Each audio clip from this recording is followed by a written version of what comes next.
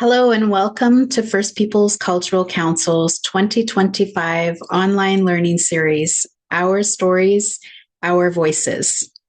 FPCC supports language, culture, heritage, and arts revitalization for BC First Nations and is located in the Wasanich Nation in the village of Wajahlet. We also have offices in Kamloops to Secwepemc. I'm joining from further north in Secwepemc Ulu from what's known as Williams Lake. My name is Cindy Charlie Boy, and I'll be your host today. I am Chilcotin and Secwepemc and work with FPCC's arts team. I welcome you all here and ask that you feel free to share in the chat where you're joining from today. I am so happy and excited to welcome Sheri Marie Ptolemy to help us start this online learning series in a good way. Sheri is an Indigenous country singer-songwriter from the Samahquam First Nation. She's an accomplished filmmaker who directs and edits all her own music videos and weekly vlogs on her YouTube channel. In addition to that, Sheri's latest single, Angel, just dropped last week, and she's going to be opening for Asanabi this November in Lake Country. Welcome, Sheri. Hi, Amashana, everyone. My name is Sheri, and I am in Lil'wat First Nations in St'át'imc Territory near Pemberton, and but I'm from Samahquam. I am joining you from my tiny house that I built during the pandemic between semesters at university with my husband, and I just thought that I would mention that because building my tiny house is a big reason why I've been able to pursue a career in music. Not having rent looming over me constantly has given me a lot of freedom to chase this dream in the way that I've been able to. And I guess I just wanted to share that because I think transparency is really important in the music business. And I feel like it's really easy to see um, see people and find success and then wonder how they were able to do it. And so I just wanted to mention that, yeah, my tiny house is a big reason why I've been able to do music full on these last few years. But yeah, I'm a singer, songwriter primarily. I just love to write songs and I'm also a filmmaker and I love to marry the two as much as possible.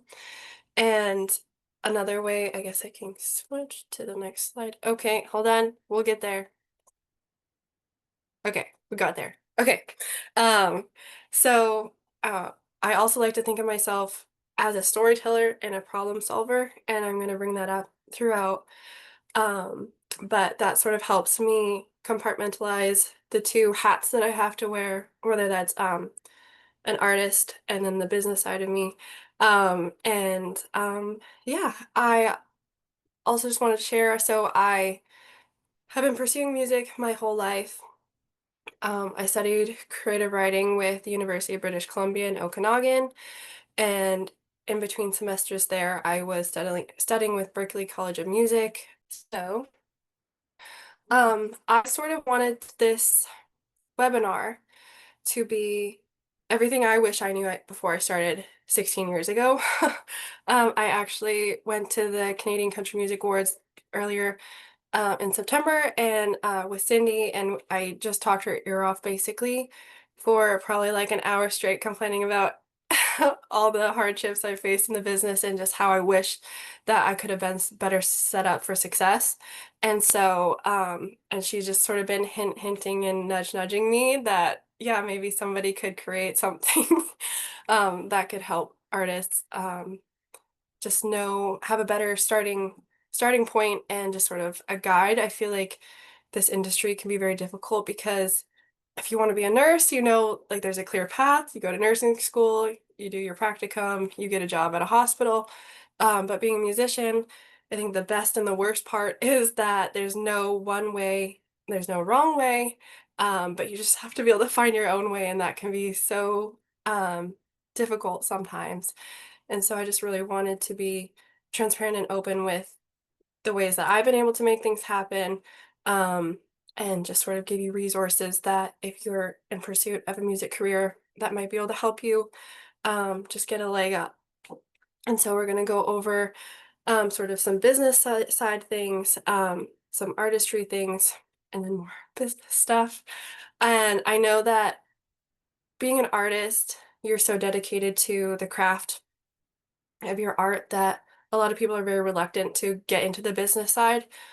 And that's sort of where my two hats come in again, where I'm like, okay, I really want to be a storyteller at my core. That's who I am, and that's who I want to be. But in order to be a storyteller successfully, I need to also be a problem solver and put on my problem solving hat, so I can sort of clear the path for me to do more storytelling. And so that's how I sort of like to approach the business side, so that everything that I do in the business side is in service of me as a storyteller. And so it's not like these two polarizing things, everything is coming together. And so that's sort of the approach I'm taking with this webinar. So let's get into it. So I wanted to start with things that you can do before you start even releasing music, or just at the very beginning of releasing music, that it's good to have an idea about.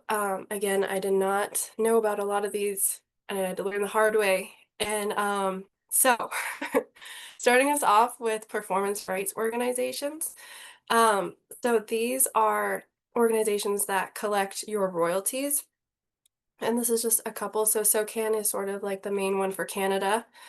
Um, and I'm not going to teach you everything you need to know about each of these PROs, but just so that you're aware that there are organizations that you should be researching and registering with so that you can collect royalties when you do release music. And I think some of them have like a 3-year limit where they can retroactively collect royalties for you. But I released my first EP when I was 18, and I never registered with a PRO. So those royalties are just lost to the abyss forever. Like, I just can't get them. And so it's really important to have these things set up so that you can actually get your money, because your money is just going to be floating out there until you register with a PRO and they can collect it on your behalf. And so, so can just as an example, if you write a song and you release it, so then you own your master, and then you wrote the song, so you own your publishing, and so you can get your royalties for that. And if you're, I guess I was going to say, if you wrote it with somebody, then those royalties get split. But with SOCAN, you can easily register, claim whoever the songwriter was or songwriters, and they will manage all that on your behalf. So it also takes out sort of any awkwardness of collaborating with people, because they will just handle everything, and then it doesn't have to become an issue, which is nice. But I also wanted to talk about arts organizations. I feel like this is probably the key. If you're at, like, say, day one of your music career, I would go and find out all the local arts organizations in your area, because there'll be so many opportunities there to get started and get you experience and just sort of get the ball rolling. But it's also a great way to build community. And I just think a lot of beautiful things can come out of this, and it's just a great networking opportunity. For me, I am in Pemberton, so I'm with the Pemberton Arts Council, but I'm also near Whistler, so I'm with Whistler, and then Vancouver, because I'm also just willing to travel anywhere within the sea to sky uh to get gigs, basically. And then I'm also with Creative Okanagan in Kelowna, and a lot of my bookings come from there. And yeah, so I just wanted to mention that. But I'm also with the BC Country Music Association, and I don't know how many like different, like, if there's one for like if there's a BC Rap Association. I did not research that. I'm sorry, but um it's just good to note that there are a lot of associations out there that may or may not be specific to your genre, but could be specific to where you live. That could just be really great hubs for you in your music career. And there's also at a national level, there's the Canadian Country Music Association, which I'm not a member of yet, but I will be one day. And then I also wanted to just bring up your artist accounts. So once you release a song, you will need to claim your artist accounts, which I took a while to claim. And then This just helps later on when you need to pitch music or just update your visuals and just keep everything cohesive. And I know that I'm front ending this a lot with the business stuff, but it's because I just think that it's so important. If you can wrap your head around this now, you're just going to be so much better off going forward. And but I don't expect you guys to learn everything now and like expect to be like tested on it. Like this is an ongoing thing. I just wanted to get some things on your radar because it took a while for me to discover a lot of these things. So I just want to talk about licensing music quickly too, a little bit more. Just because there are many different, oh gosh, okay, that my dog is outside. Okay. Um, so it's just good to be aware of, um, because there's no one-stop shop for music and your royalties. There's different PROs and MROs for different licensing. So whether that's like your publishing, the master recording, if you're performing live or if you're getting radio play, there's money in all of that and it has to be collected by someone. And unfortunately, there isn't just one person who can do that. You have to register with a myriad of of them. And so I just wanted to have that on your radar. And then also, when you're releasing music, you have to choose a distributor who is going to release your music on your behalf. And like they will send it to Spotify, Apple, and all that. I am currently with TuneCore, and I would say that I would do your due diligence and do your research before you choose a distributor. I've been with TuneCore since the beginning, so I just have never changed it. But I did have a song come out a couple years ago called Afterlife. And when I released it, it went live on Spotify and it didn't go live on Apple Music. And I didn't know what to do. I reached out to TuneCore, I reached out to Apple, like, and nobody ever got back to me. It took me like 8 months to get the problem solved. And so um, the customer service is not great with TuneCore. But something that is great with TuneCore is they collect YouTube royalties on your behalf, which YouTube is another source for me. So that's nice and easy. I don't have to have that set up somewhere else. But just beware that there are so many options out there and you can just kind of choose whichever one you think is best with for you. And then I also just wanted to talk about legal copyright. So if you write a song, you have natural copyright. You wrote the song, you own it, and that's just there. However, if you are publishing and releasing songs, it's very, very good to have the legal copyright so that if you're ever sued or if there's any issue or if anyone's ever copying your song, you have that and you have that on paper. People get sued in the music industry all the time. So I would highly, highly recommend that. Just just to do it, it's quite a simple process. You just have to send in the song and it gets processed and it gets sent back to you. So it's not as scary as it seems, but it is a really important thing to do.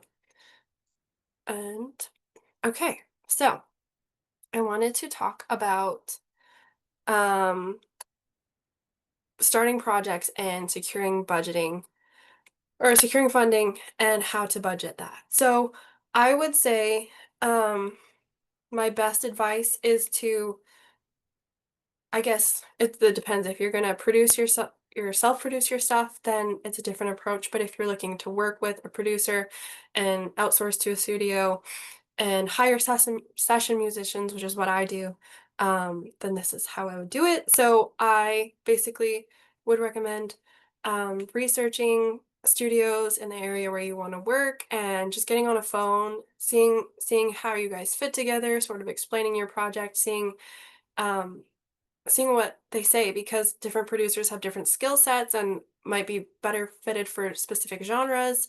It was really important to me to work with somebody who was in the country folk space. But that being said, I also really like to work with people who aren't in the country folk space because it kind of creates opportunity for something new. So that's all for you to decide. But then you can also ask for quotes, figure out how much it's gonna cost you, and like especially if you're hiring session musicians, they can really fluctuate in price. So it's good to just know what you're getting into, and then you can better plan. And each grants, they ask for different things. So I would just go through all the grants. Like there's so many resources online where you can find grants, but I have a couple listed here.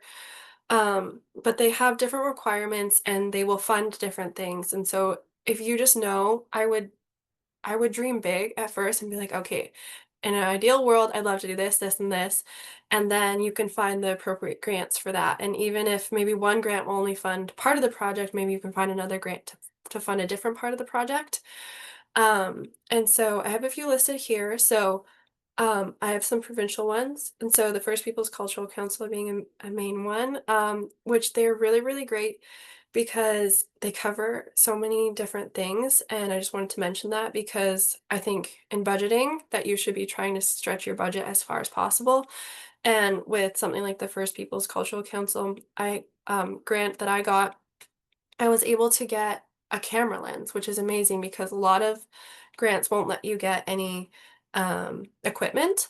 But I was able to get a camera lens since I do a lot of my own photography and videography. So I was able to buy a $500 lens that I can take like an infinite amount of photos and get content with, versus if I just spent the $500 on one session with a photographer. And so I think, just being creative in ways that what do you want to take on?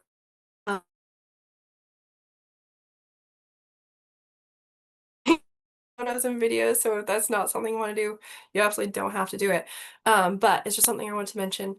And I also wanted to mention, so grants are very, very competitive. And so that's why I have sort of two categories for national and provincial. The Factor and Canada Council for Arts grants, I've had friends who've been successful with them, and they are amazing.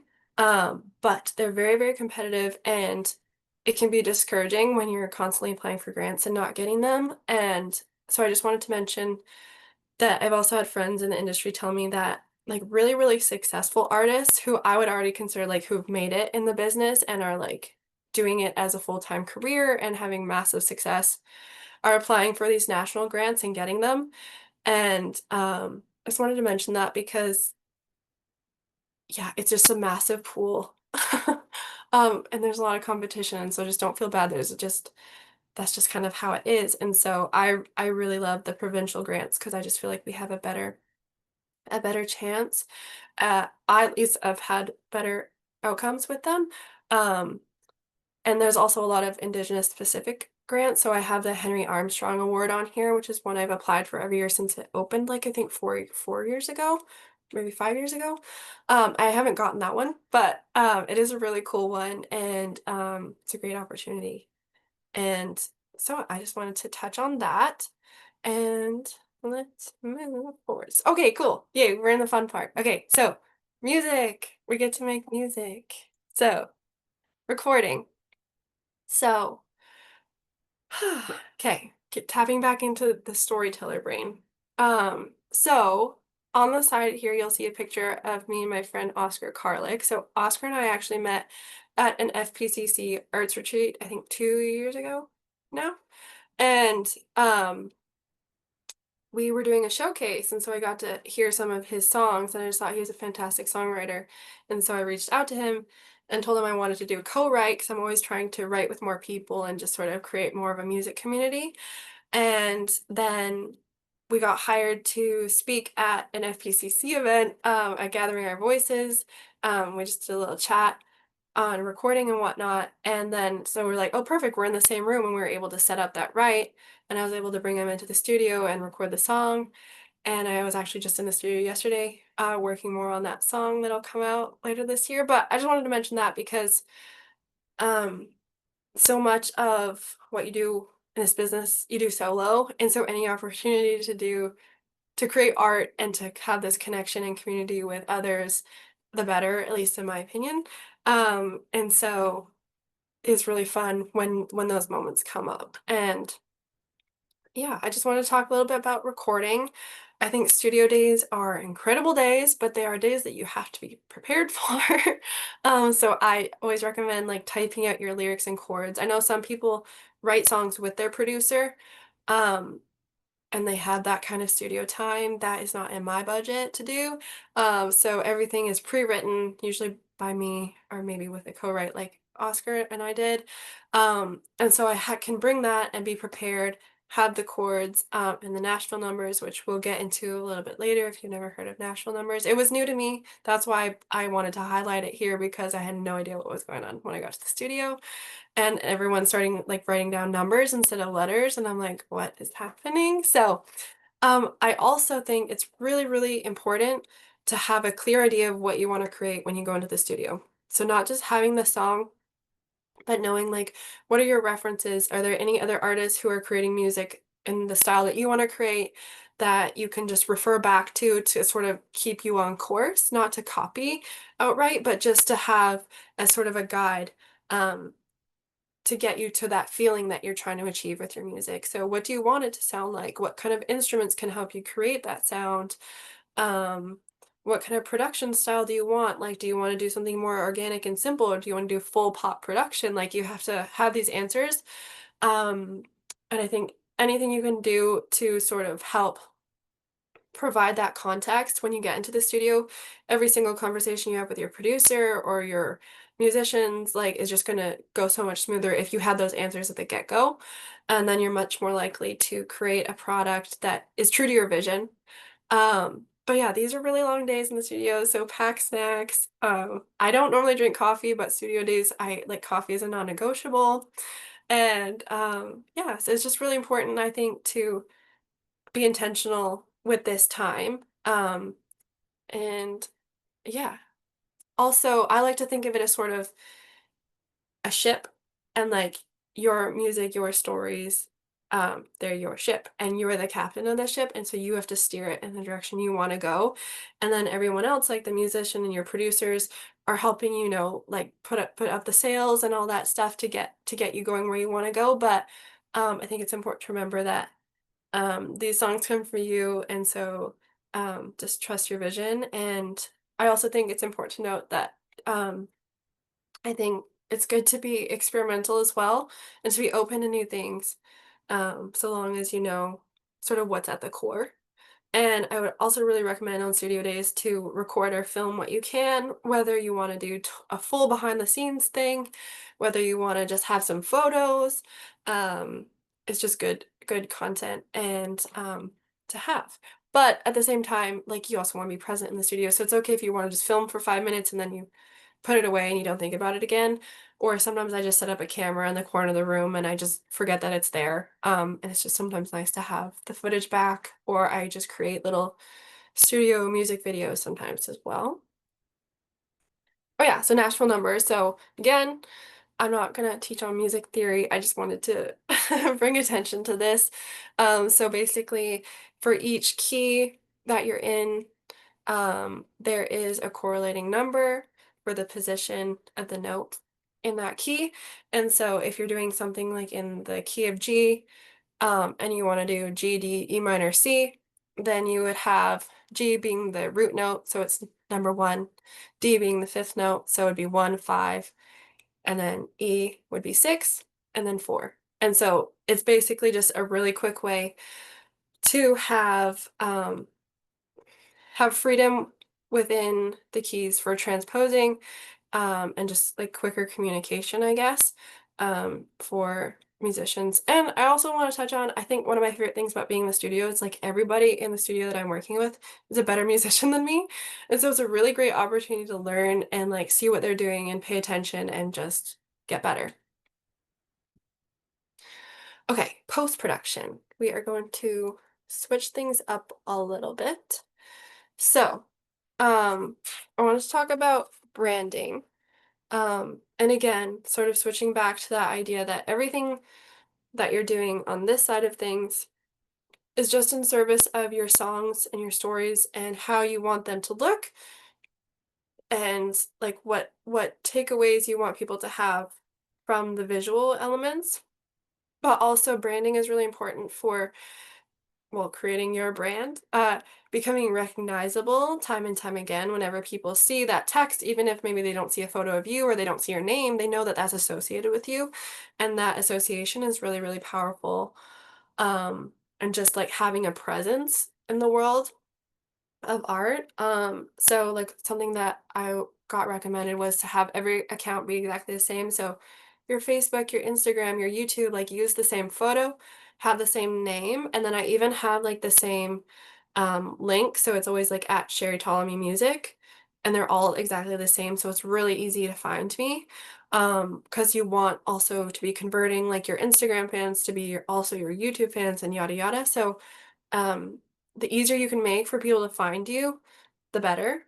Um, but I also really, really love Pinterest, just for finding inspiration or like, I guess if you have a style, certain style you're going for and you might not know exactly how to bring that to life or, um, yeah, just it's really great to plan the visuals, especially when you're working with other people too, like a photographer. I love to make a mood board for and then send them and be like, this is what I'm going for, and this is why, and this is how it represents the music or whatever.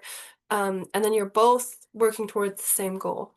Um, so I think this is a really fun part for me, thinking of the visuals. Like the music and the visuals for me are one and the same, and I cannot separate them, like no matter what I'm doing. So yeah, I think even though it can be sort of stressful or overwhelming or there's a lot to think about, it can be really fun and creative as well. So, um, like what I guess a good prompt is to think like, what do you want the fans to take away? And what can you do to provide more context to for your songs? Like what image could provoke like a deeper meaning or um which one could just represent the feeling exactly as you felt it and just asking yourself those questions will just help you hear um and then content. Okay, so there's lots of options in the content world, and this one is, I could probably talk about this for an entire hour, but I I just want to say I think that again, like you are steering the ship, you are in charge, you have so much control here, and it feels, I think I felt very overwhelmed like when TikTok became a necessity because every single time you apply for a gig, they want your TikTok, all your socials, and you have to be like showing that you're doing well, which is really intimidating hard when you're getting started, and especially because each app operates differently, and knowing sort of how to make them work for you. Um, and so I would say something that I recommend is, um, again, being really rooted in who you are and what you want to do as a storyteller and how you want to share those stories, and then deciding which avenue is best for you. So, for example, for myself, because I love film so much, YouTube is one of my favorite platforms, and I really love to make vlogs. So um, I started in documentary work, and then I really just wanted to like hone my skills and get better as a videographer myself, get better as a storyteller, get better as an editor. And so vlogs were just like a way to sort of keep pushing my skill set to the next level. But also, I love my vlogs because they're like video diaries that I get to keep forever and share. And it's just like a like and, um, like, if that I have to talk about music, mention music, or advertise my music in some way, and then that's just another way to um, create traffic back to my music as well. And then also vice versa, if people are discovering my music and want to know more about me, then my vlogs are there for them to do maybe a deeper dive on what my life is like. Um, YouTube is a beast. Doing vlogs, like 10, 15-minute vlogs every week is a whole undertaking in itself. Um, so I also just want to say, like, don't feel like you have to do these things to this extent. Um, for me, I have enough reasons to do it and it's rewarding and it just makes me feel good. Um, it's just like another form of expression for me. Um, so it's a worthwhile pursuit versus something maybe like TikTok I put a little bit less energy into, and I'm trying to sort of shift my mindset there too as well.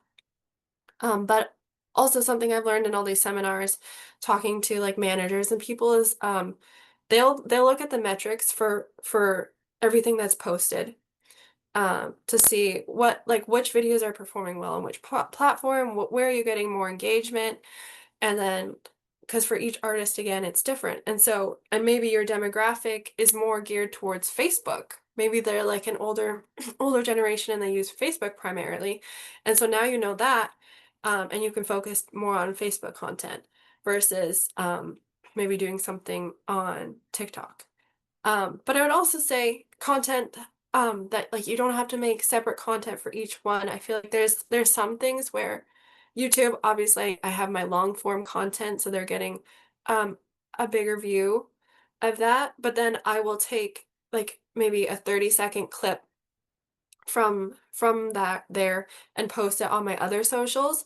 And so I'm creating this sort of through line and this consistency, and I sort of treat it as like the shorts that I post are like a trailer or like an advertisement for my YouTube, so that I'm trying to like convert that traffic over there.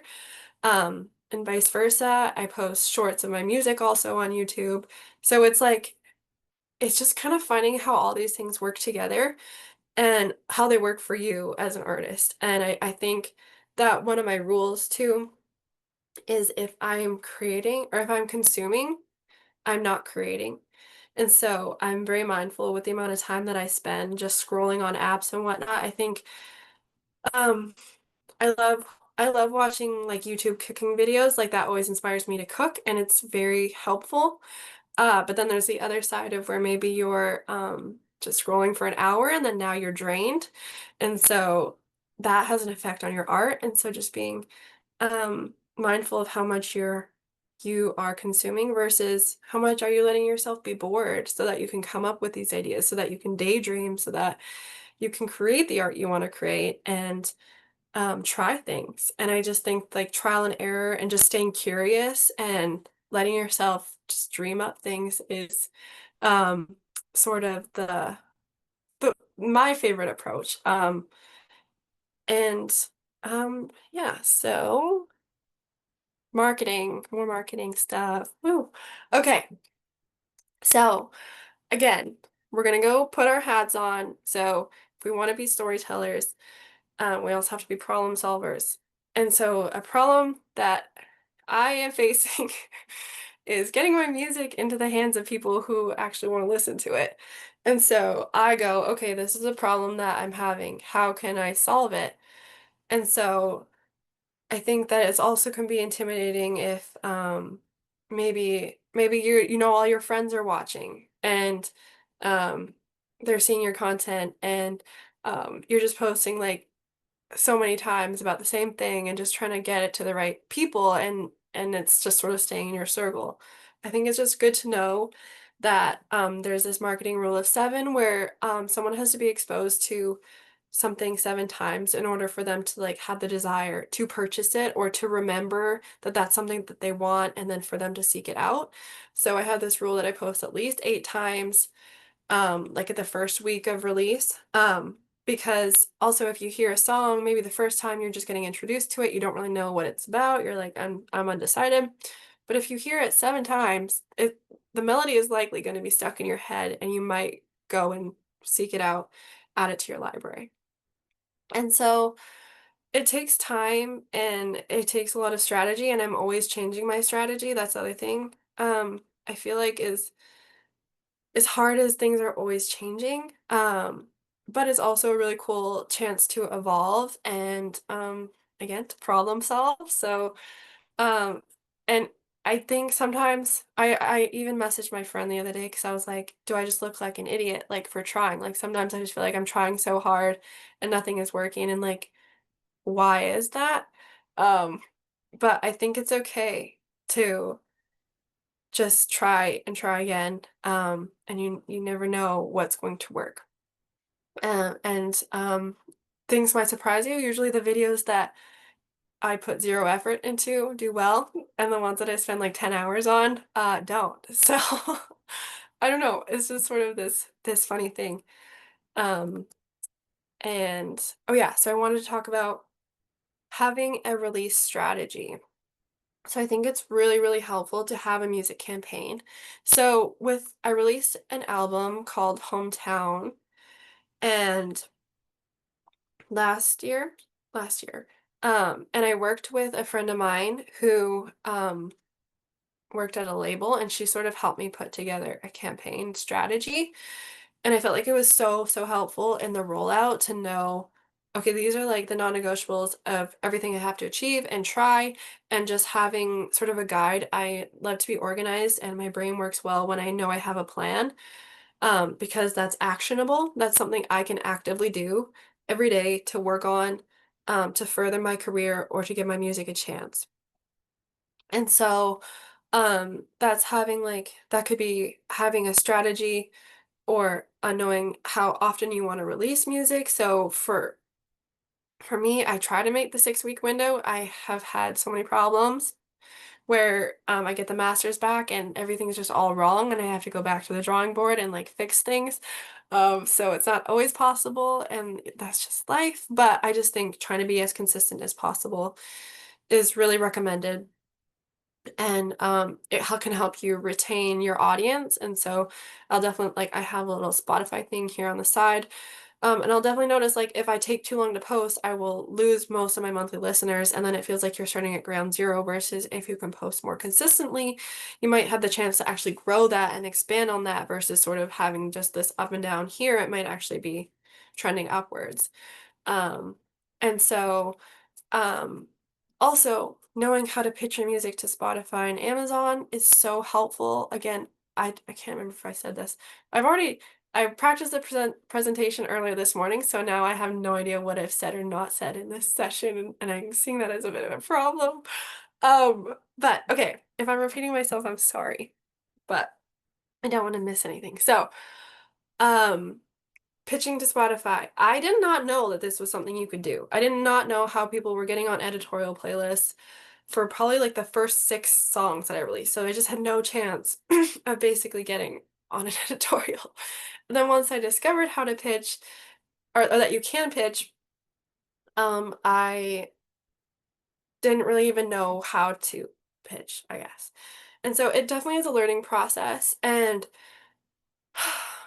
this one is a tough one, I'll say, because I've definitely really, really struggled. Okay, so I'm gonna backtrack a little bit. So my new song, Angel, I finally just got it on a Spotify playlist. Like, I don't know, it took so long and I was getting so frustrated. So I guess I'll just tell you the story because I feel like transparency is key. And I've been watching all my friends get on these playlists seemingly so easy, while I still couldn't do it. And even though we were working with the same musicians and like we had the same quality of music, I just felt like um it was felt impossible for me.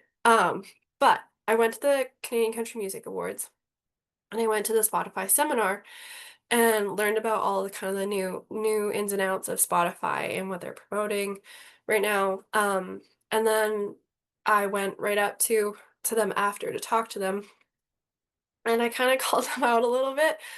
I said, hey, I've had support from Apple Music. I've gotten on playlists there, but I haven't had any support from Spotify yet. Like, can you tell me what I'm doing wrong? And they're like, oh, that's weird. Um, I'll look into that for you. And then I got their email, and I've been emailing them ever since. I've had a couple of releases since then, and I have not got a response. Hold on a sec.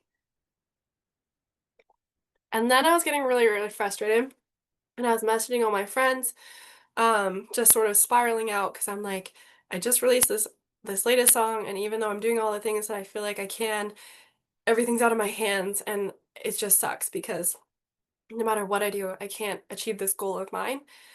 And then, so I sat back down at my desk And in my fury, I just was sort of in this mindset of like, what do I have to lose at this point? I'm gonna send one more email. And so I sat down and I sent an email. And so the guy that I chatted with, just for context, you just know he has beautiful hair, like as long as mine, but thick and beautiful and red. And we chatted about our hair for a second when we talked because we both have wavy hair. And so I was like, okay, this is what I know about him. I can use this. And so I'm also a big Addams Family fan. And there's a character in the Addams Family Values called the Cousin It, and he's just like basically all hair, like 360-degree hair. And so I took a photo of that. The subject, I said, hear me out, Halloween costume idea. And I said, hey, I don't know if you've ever taken advantage of this, but I feel like you could pull off this costume really well with that luscious hair of yours. And then I just told him like, hey, I just want to have on your radar like I released a new song, blah blah blah. And I got a response 10 minutes later. And he was like, this is the greatest email. Like, I added your song to a playlist.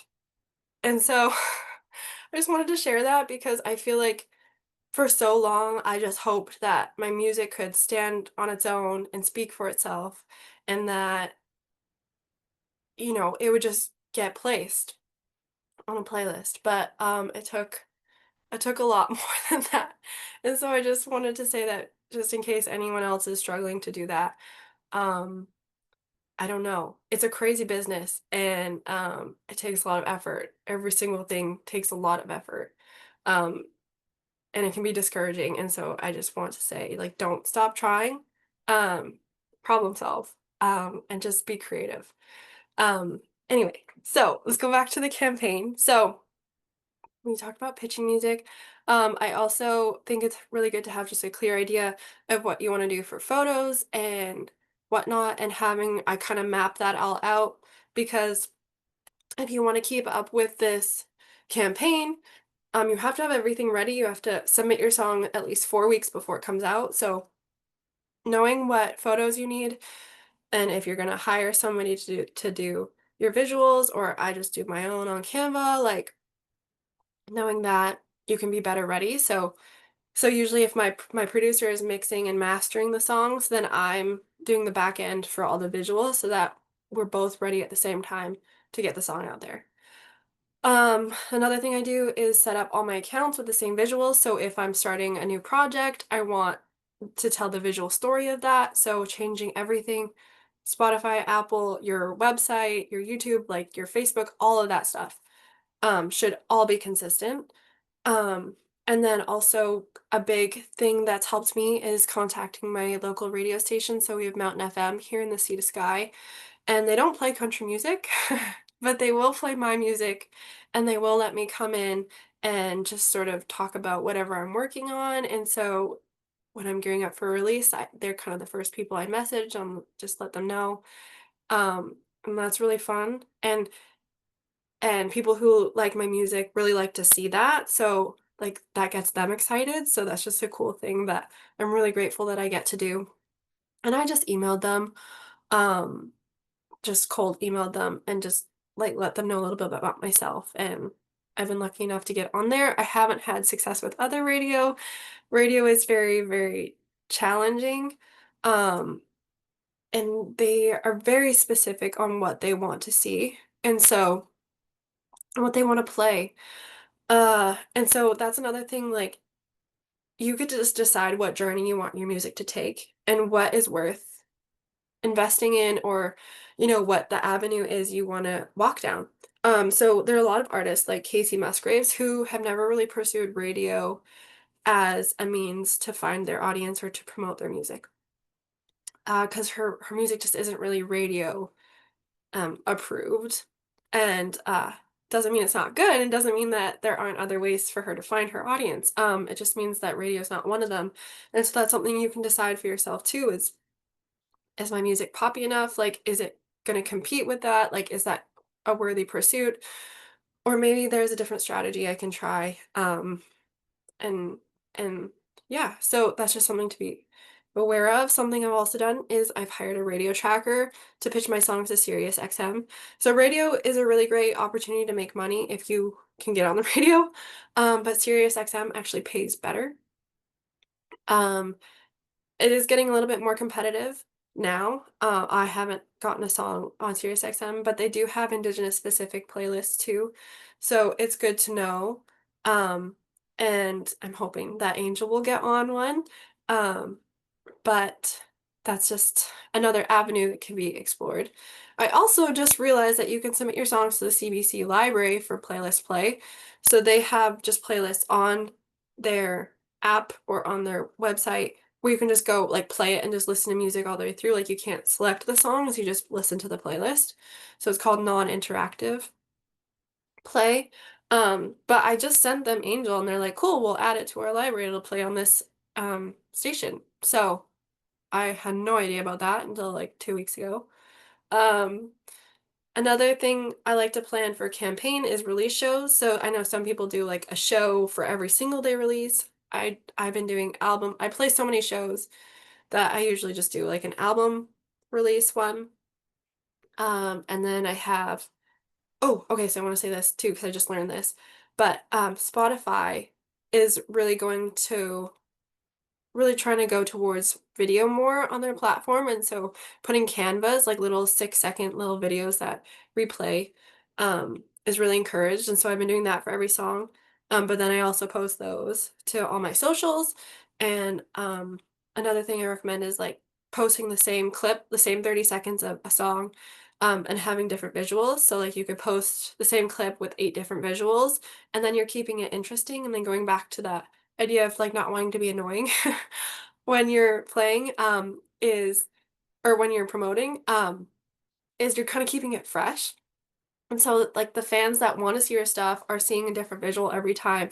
And then maybe when you're trying to reach out to other people, maybe there's a certain visual that might hit harder with them and one that fell flat. And oh my gosh, I feel like I have to say this too because sometimes you'll put a video out, a reel or a short out or something, and it'll just perform like poorly. And then you'll post on their platform and it'll do well.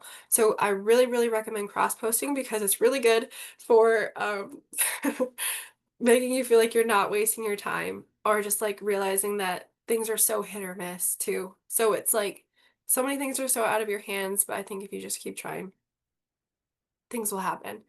And then music videos, I love to do music videos, and since I can film and edit them myself, I'm able to do a lot more than if I had to hire somebody. Um, it does cost quite a lot to hire somebody to film music videos, but you can just film something on your phone, too. I went to school at UBC and I took all the film courses they had, and some of the best advice I got was just start. Like, don't wait to have all your ducks in a row, to have all the fancy equipment. Like, you can make phenomenal content and art with the resources that you have. Like, people are making full feature films on iPhones these days, and so it's definitely possible. And I know even the artist Tate McRae, she's like a pop artist, Canadian pop artist, but um, during the pandemic, she just like taped her phone to her car and had somebody drive her car around, and she walked behind it. And and that has millions of views. So anything is possible. And I think just having a strategy and like knowing what you want to do um, is really helpful. And it's also something that you can like check off at the end of the day and like feel good about yourself to be like, okay, today I did what I could to promote my music. I put myself out there. I took a chance. And there's a lot of satisfaction in that. And I just wanted to highlight that. I think we'll talk about that soon too. Yeah, measuring success because metrics can be very helpful for your problem solving brain when you know that you can do better and you can try new things. But there's also other ways to measure success. And so I wanted to tell another quick little story because I put out this song called Down to Hollywood that I loved. I thought was going to do so well and it was going to be like this big thing for me. I released it, didn't get any radio play, no Spotify playlists, like barely any streams. I was like, okay, this is trash. So, and it was so easy for me to go from believing in the song, loving it, being so proud of it, to getting caught up in the metrics and being like, oh, no, it's a crap song. I was totally wrong. And then I was like, okay, I'm just gonna focus on enjoying my life for a minute and like get out of my music space because it's just like tearing me apart right now. And so like that next week, I just went around town and I was like floating down the river and like just going out for food and stuff. And everywhere I went, someone came up to me and was like, I love your new song. That's a great song. Like, you're doing so good. And it was like nothing was measurable. There was nothing on my socials or like any data that I could look out to be like, oh, this song was a success. But everywhere I went, I was feeling like love and appreciation and it just it meant so much more than any data could ever provide. And so I hold on to that too. Um, because I think it's just really important to note that this is a hard business. And so you have to find ways for to enjoy the process and to um just feel good about what you're doing. And know that it is worthwhile what you're doing and your art matters. And so that leads us into music and mental health. I just wanted to touch on this quickly. Something also I've discovered recently is the Unison Fund, which is a registered Canadian nonprofit that provides counseling and emergency financial services for Canadian musicians. So if you're having challenges or hardships due to illness or economic difficulties, that's a resource that's available. Um, and that's really wonderful to know. I haven't used them yet, but I have looked into them and it just sounds really great. Um, this is a tough industry and it's important to take breaks. Surround yourself with people that love you no matter how well your song is performing on Spotify. Because at the end of the day, that's what matters. And just always prioritize your physical and mental well-being. Because it's just you.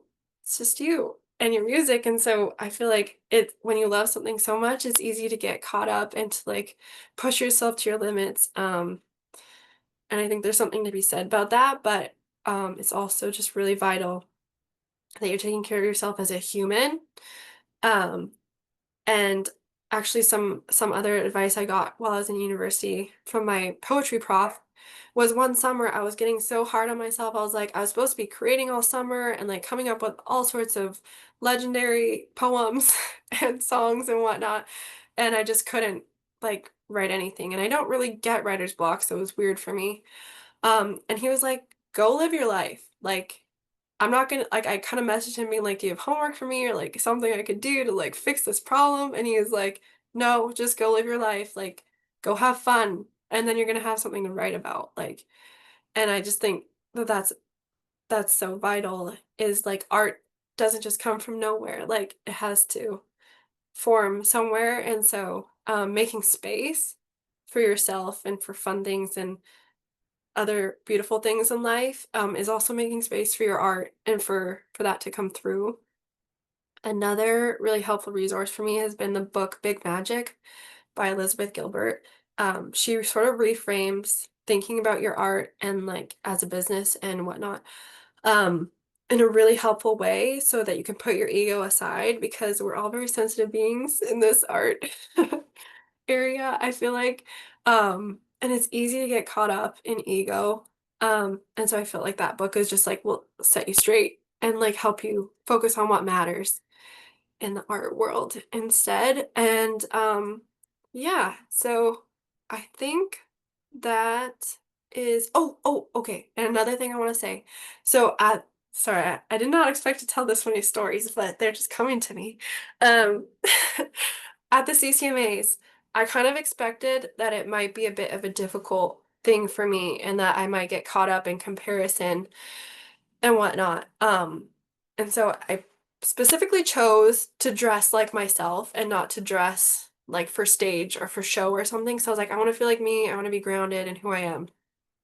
And then the first day that I got there, I was like, nope, I'm underdressed.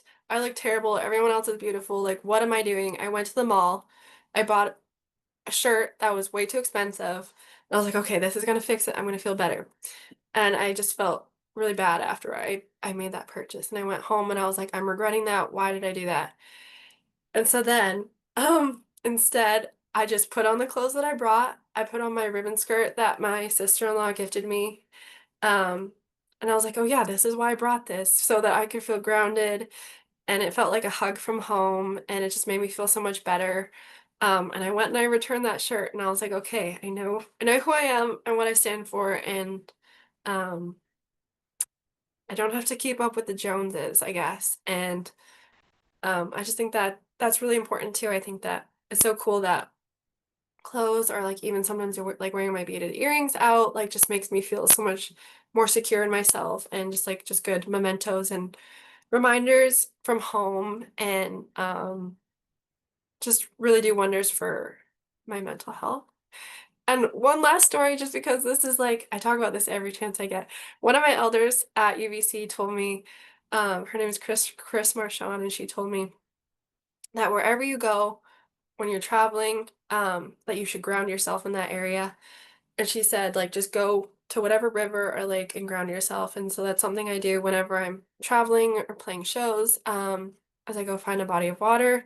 Or if it's like midnight and I just get to the hotel, I just have a shower and like do what I can um, to sort of plant my feet and just feel feel more secure and just yeah, grounded really. So um that's always like a favorite thing of mine to do, to just sort of support my mental health and um like it just helps me give a better performance if I feel more rooted that way. Um yeah, and so I think that is the end of it. So I guess my key takeaways for you are you're when you take your business to this or your music to this level, you are now a business owner and you can take control of that and it doesn't have to be scary and overwhelming. It can actually be really beautiful and a creative process, much more creative than it seems. I really recommend finding your community and just being intentional with everything you're creating and enjoy the process because sometimes all we have is the process because sometimes um, you know you make a song and it goes out in the world and maybe doesn't become a major next hit, but if you had fun making that song, like if writing and recording were a joyful process for you and it was cathartic, like um you had success in that song even if the metrics aren't saying so. And then lastly, just to take breaks and take care of yourself. And so that is everything I had for today. I don't think I've talked this much in a long time. And yeah, so Huksham Kalap for listening, everyone. And you're going to have some time for questions. So I guess I could stop sharing this now.